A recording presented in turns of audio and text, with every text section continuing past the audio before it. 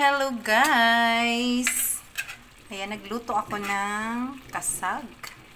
Ayan, kasag. Kasag yan guys. Alimasag, kasag yan. Ginataan, tapos with chicken. Ayan, minix ko na rin yung chicken. Ginataan na rin yan na chicken.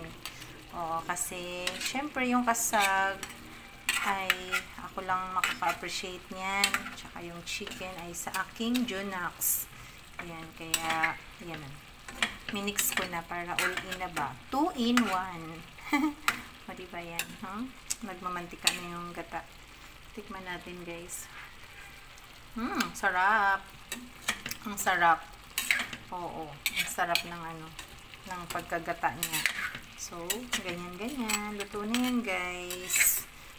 Ready na tayong kumain. So, ayan.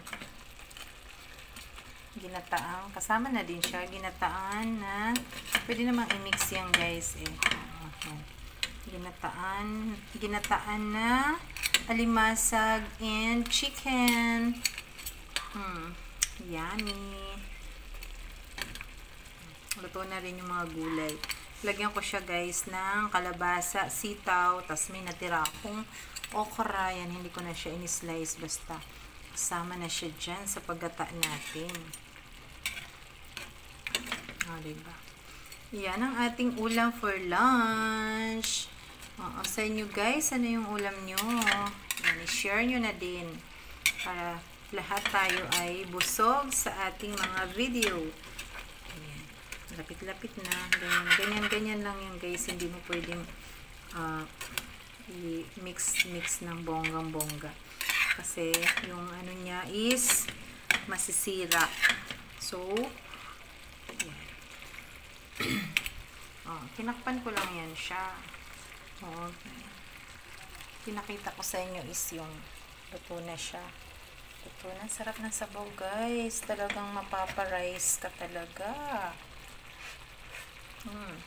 Sarap magkamay na ito. Sarap. Yummy.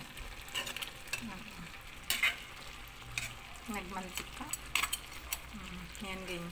Pagkabili ko guys ng alimasag, pinahati ko na sa gitna. Yan, para wala na akong gagawin. Gagawin ko na lang ay hugas na. Yan, tingnan nyo po.